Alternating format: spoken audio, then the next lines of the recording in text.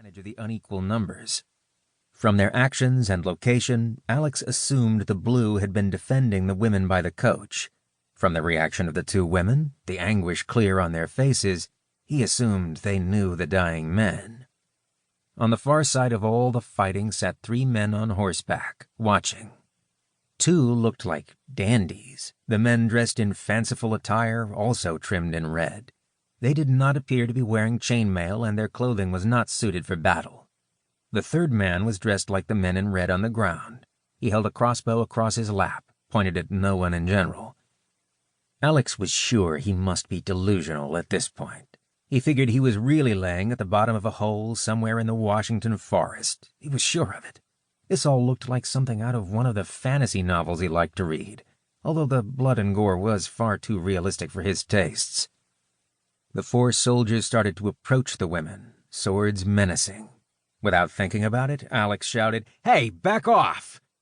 With that shout, all eyes turned to Alex.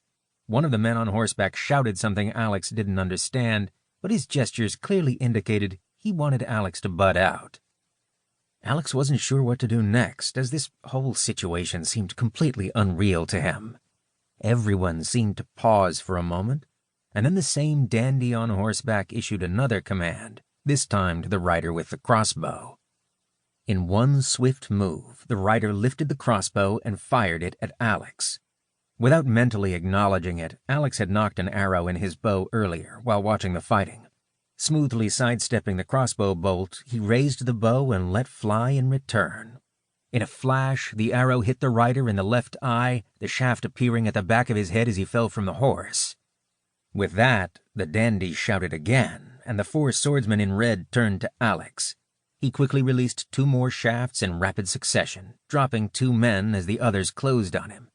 He then dropped the bow in his left hand and with his right hand drew the sword from the sheath across his back. Then, in his left, he drew a fighting dagger from his belt he hadn't even realized he carried. Alex was moving like a man possessed. He had no idea at all what he was doing. It could be called muscle memory, except he had never practiced the moves he was now performing with proficient skill. He knew from his reading that he was using what was called the Florentine technique for sword fighting. The disconcerting thing was, he had never in his life done it. He slipped to one side, engaging the closer swordsman, deflecting his attack with the sword while slashing at him with the dagger. As the man retreated, Alex continued the spin, catching the second attacker off guard and driving the dagger into his exposed shoulder.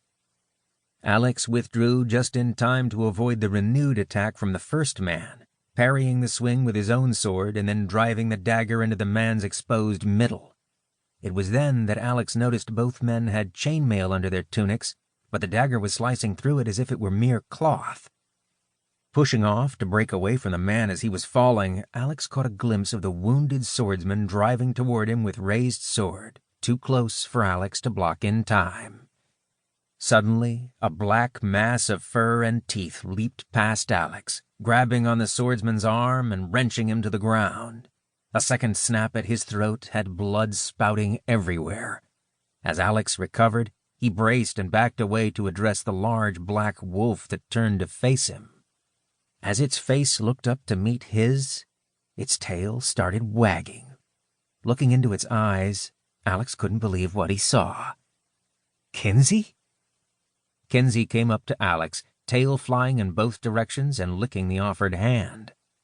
As Alex was patting her head, the red-headed woman in armor shouted something at him and pointed up the trail. At the same moment, the other woman darted forward, checking the fallen in blue. Alex turned to see the 2 dandies riding away at a hurried pace. The redhead shouted again, pointing at Alex's bow and then the rider's, while stepping forward to cover the other woman with her sword. "What?" Alex asked, shrugging his shoulders at her. She again pointed at the riders more insistently, repeating whatever she had said before.